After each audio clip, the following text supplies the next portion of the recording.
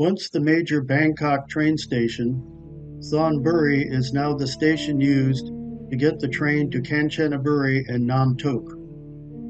There are 2 departures a day, every day, to Kanchanaburi for the famous bridge over the River Kwai and on to Nam Tok at the end of the line for the floating raft resorts. This video depicts a trip I took there by train in December of 2022 and also shows photos from a trip I took to Kanchanaburi by taxi from Bangkok in March of 2020 with my daughter. Thonburi train station is located on the west side of the Chao Phraya River near the Siriraj Hospital and is accessed from the Thonburi Railway Pier using an orange flag Chao Phraya Express boat as seen in the photos. It is not near a BTS or MRT station. After getting off the boat, you will walk 1 kilometer west right past the hospital to the train station. Rebuilt in 2003 on the present site, the original train station building is now a part of the Siriraj Hospital.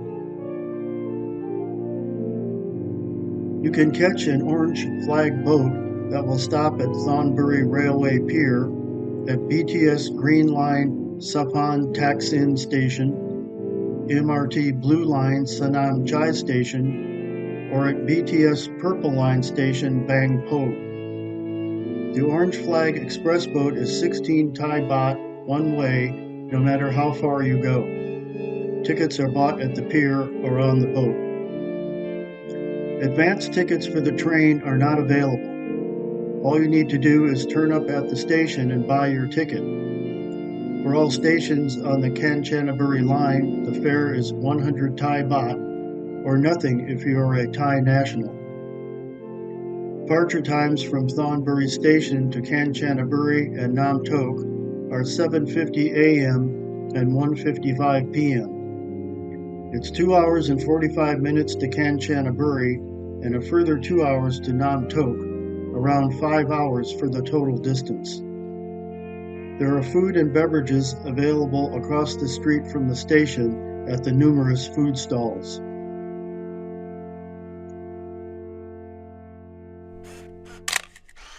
The Kwai River Bridge was part of the meter gauge railway constructed by the Japanese during World War II.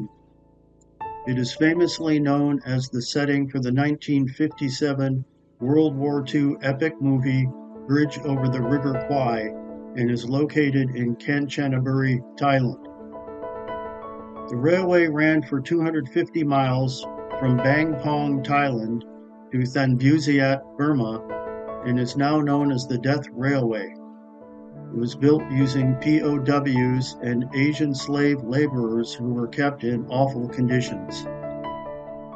The work started in October 1942 and was completed in a year. It was meant to transport cargo daily close to India to back up the planned Japanese attack on India.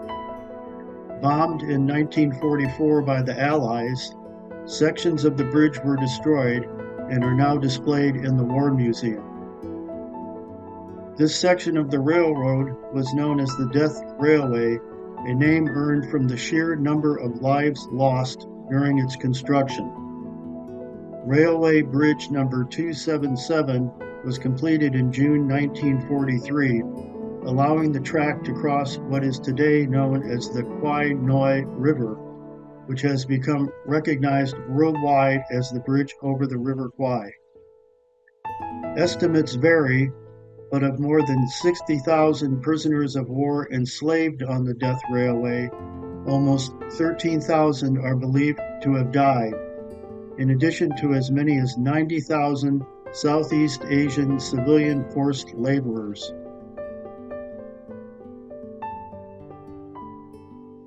Most of the prisoners were from the UK and British India, but also included in order of numbers Netherlands or Dutch East Indies, Australia, and the United States. The first time I went to Kanchanaburi was in 2020 with my daughter.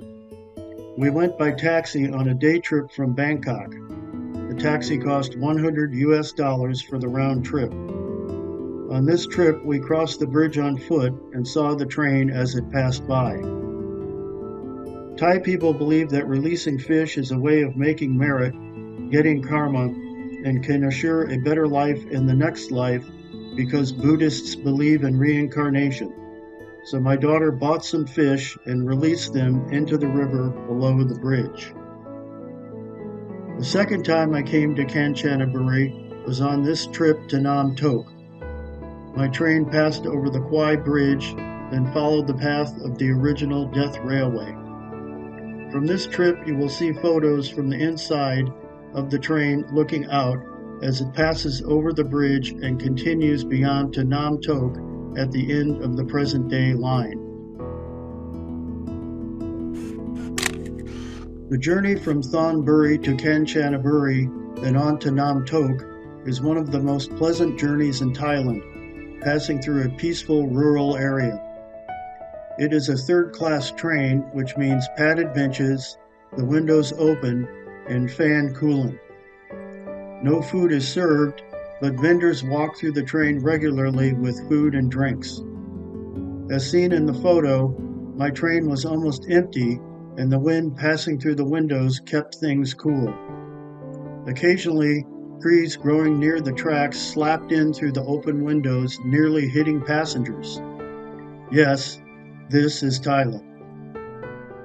Since I took the 1:55 p.m. train, I didn't arrive in Nam Tok until 6:30 p.m., which is after dark.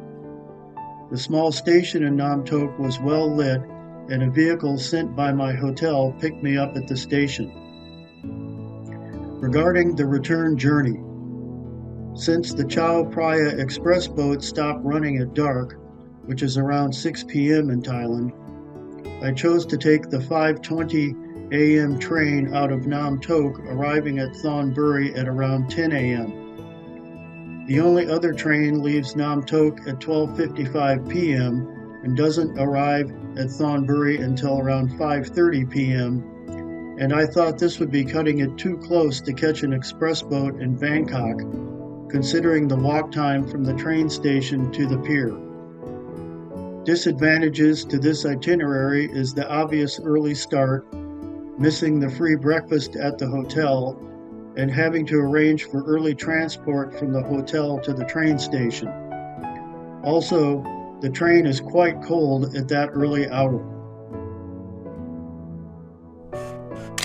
Binlha Raft Resort is located in Sayok, near Nam Tok on the Kwai Noi River, 25 kilometers from Hellfire Pass Museum. It has a restaurant with included breakfast, outdoor pool, and can assist with booking tours from the front desk. Many of the staff speak excellent English. It is located near the Wat Khao Peng Charanpol Temple and is a short ride by taxi from the Nam Tok train station. Floating hotels in Thailand have the rooms built on huge floating platforms and are moored permanently on the banks of the Kwai Noi River as seen in the photos. The main portions of the resort with the restaurant are located on the adjacent land. They have all the comforts of a regular hotel room with the benefit of the soothing sound of river water flowing directly underneath your room. Very unique and enjoyable. I was very happy with this resort and would stay there again. However, I couldn't find this resort on my usual booking site, booking.com, at the time, so I used Agoda. I do not recommend Agoda because the site gave me the impression the price they showed was for all 3 nights of my trip, but it was really only for 1 night.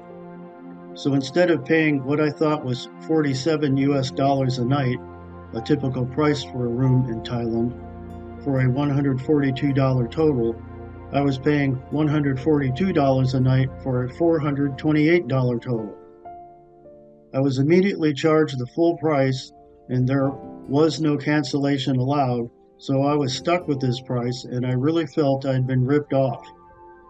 As I have said in many of my videos, Booking.com shows you the total price for all nights, does not charge you until a few days before your arrival, and allows cancellation without penalty up to a few days before your arrival. Again, I do not recommend Agoda and will never use them again for hotel bookings.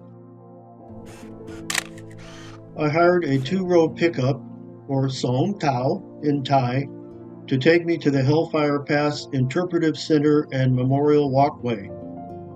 The truck will wait for you and drive you back to the hotel when you are ready to leave. I recommend taking a photo of the vehicle, driver, and license plate so you can identify the vehicle when you get back from the hike on the walkway.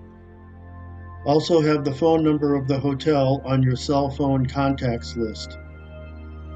The Australian Government Department of Veterans Affairs manage this facility. There is no entrance fee and the building houses many interesting exhibits.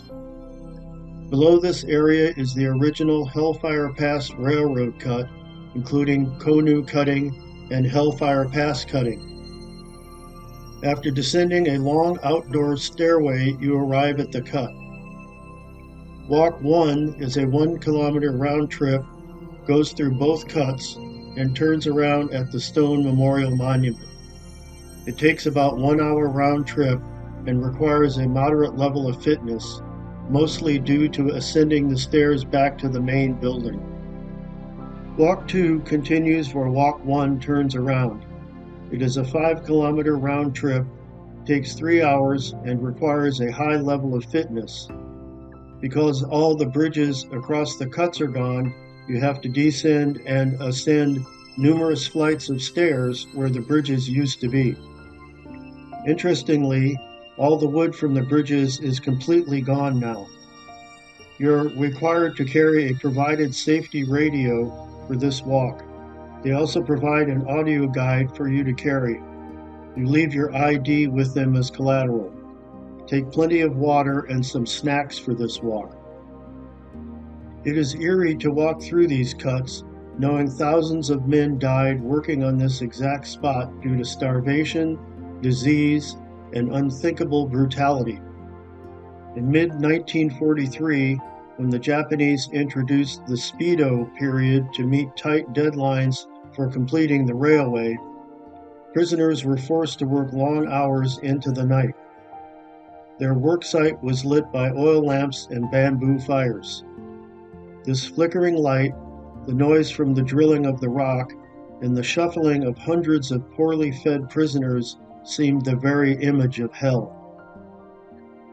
For the families of those men and women who endured captivity, who toiled and died, and for those who survived the Burma-Thailand Railway, this is a significant and very special place.